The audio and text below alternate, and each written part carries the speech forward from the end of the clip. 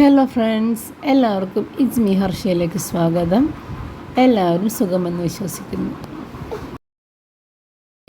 ഇന്ന് എപ്പോഴത്തതിനേലും നേരത്തെ ജോലി തീർക്കണം. ആഞ്ഞു പിടിച്ചതിനാണ് ജോലി ചെയ്യുന്നത്. മോന് 1.5 വയസ്സിൻ്റെ വാക്സിനേഷൻ ആയിരുന്നു ഇന്ന്. ഇനിയിപ്പോൾ ഒരു 3 ദിവസത്തേക്ക് അതിൻ്റെ വേദനയും പനിയും എല്ലാം കാണും.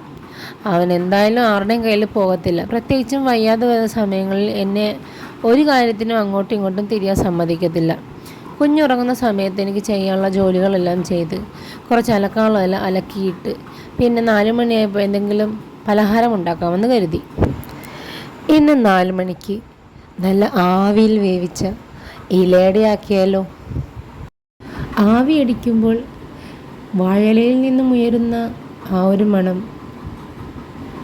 നമ്മളത് പൊതിഞ്ഞ് സൂക്ഷിക്കുന്ന ഭക്ഷണത്തിൽ കൂടെ പരക്കുമ്പോൾ, നമ്മളത് കഴിക്കുമ്പോൾ എത്രയെത്ര ഗൃഹാതുരത്വമാർന്ന ഓർമ്മകളിലേക്ക് നമ്മുടെ മനസ്സിനെ അത് ആനയിച്ചു കൊണ്ടുപോകുന്നു. ഇലയടയ്ക്ക് ഇലയാണല്ലോ പ്രധാനം.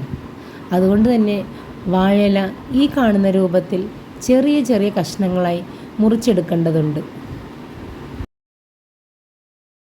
കീറിയും വെട്ടിയും മിനുക്കിയുമെല്ലാം ഞാൻ വാഴയിലയെ അതിസുന്ദരിയാക്കാൻ നോക്കിക്കൊണ്ടിരിക്കുകയാണ്. അടയ്ക്ക് പ്രധാന കാര്യക്കാരൻ തേങ്ങ തന്നെ. തേങ്ങയില്ലാതെ എന്തടയല്ലേ. ചിരണ്ടും തോറും തേങ്ങാ കുഞ്ഞന്മാർ തിക്കും തിരക്കും കാണിച്ച് പ്ലേറ്റിലേക്ക് അങ്ങനെ അടുങ്ങി അടുങ്ങി വീണുകൊണ്ടിരുന്നു. ഒന്ന് ചോദിക്കട്ടെ, ഈ തേങ്ങ ഇല്ലായിരുന്നെങ്കിൽ മലയാളികൾ തേങ്ങ കൊണ്ടുള്ള കറികൾ എങ്ങനെ ഉണ്ടാക്കുമായിരുന്നു? ചിന്തിച്ചിട്ടുണ്ടോ? അടയ്ക്ക് തേങ്ങ രുചിക്കെന്നോണം മണത്തിന് ഏലക്കയും ജീരകവും ചേർക്കണം. മൂന്നാർ സ്പെഷ്യൽ ഏലക്കയാണ്. അത്ര തന്നെ മണമുണ്ട്. രുചിയും മണവും ഒത്തുവന്നാൽ ഇനി വേണ്ടത് മധുരമാണ്. പഞ്ചസാര തന്നെ കൂട്ടുപിടിക്കാം. ആ ഇത്തിരി കുഞ്ഞന്മാർ ഉണ്ടാക്കുന്ന ഒരു മായാജാലമുണ്ടല്ലോ ഭക്ഷണത്തിൽ. ഇനി ഗോതമ്പ് പൊടി എടുക്കാം. ഫൈബറിൻ്റെ കലവറയാണ്. ശരീരത്തിന് അത്യുത്തമം തന്നെ. ഗോതമ്പ് പൊടിയിലേക്ക് ഒരു നുള്ളു ഉപ്പും ചിരകിയതും പൊടിച്ചതും വിതറിയതുമായ എല്ലാ സാധനങ്ങളും ഇട്ട് നന്നായി കുഴച്ചെടുക്കണം.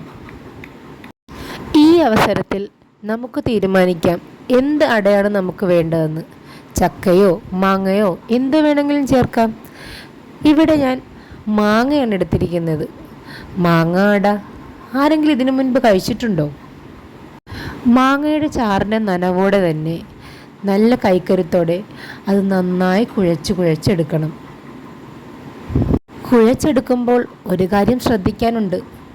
അതങ്ങനെ ഒത്തിരി അയാനും പാടില്ല, ഒത്തിരി മുറുകാനും പാടില്ല.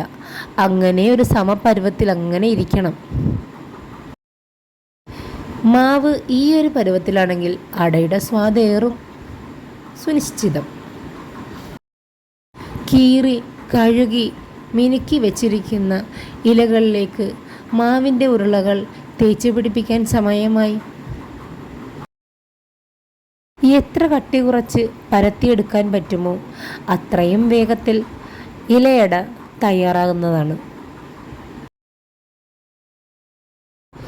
ഇലയിൽ അടയ്ക്ക് ഇത്ര ഇഴുകിച്ചേരാൻ സാധിക്കുന്നത് എന്തുകൊണ്ടാണ്? സ്നേഹം കൊണ്ടാണോ? ഇനി തലങ്ങും വിലങ്ങും പരത്തിയ മാവിനെ ഇലയോട് കൂടി തന്നെ മടക്കിയെടുക്കാം. മടക്കിയെടുത്ത എല്ലാ ഇലകളും തലപുകഞ്ഞാലോചിച്ചു കൊണ്ടിരിക്കുന്ന അപ്പച്ചെമ്പിലേക്ക് നിരത്തി വയ്ക്കാം. ഇലകൾ അടുക്കി വയ്ക്കുമ്പോഴും ഉണ്ട് ഒരു രീതി. എല്ലാ ഇലകളിലും ഒരുപോലെ ആവി കയറുന്ന രീതിയിൽ വേണം വയ്ക്കുവാനായിട്ട്. ഇല്ലെങ്കിൽ വേവിന് ഏറ്റക്കുറച്ചിലുകൾ ഉണ്ടാകും. ഇനി അപ്പച്ചെമ്പ് വെച്ച് അടച്ച് 1/2 മണിക്കൂർ ആവിയിൽ വേകട്ടെ. കൃത്യം 1/2 മണിക്കൂറിന് ശേഷം അപ്പച്ചെമ്പ് തുറക്കുമ്പോൾ ഇല വാടിയതിൻ്റെയും അട വെന്തതിൻ്റെയൊക്കെ മണവും രുചിയും നമ്മുടെ നാവിൽ കൊതിയോടെ ഊറി വരും.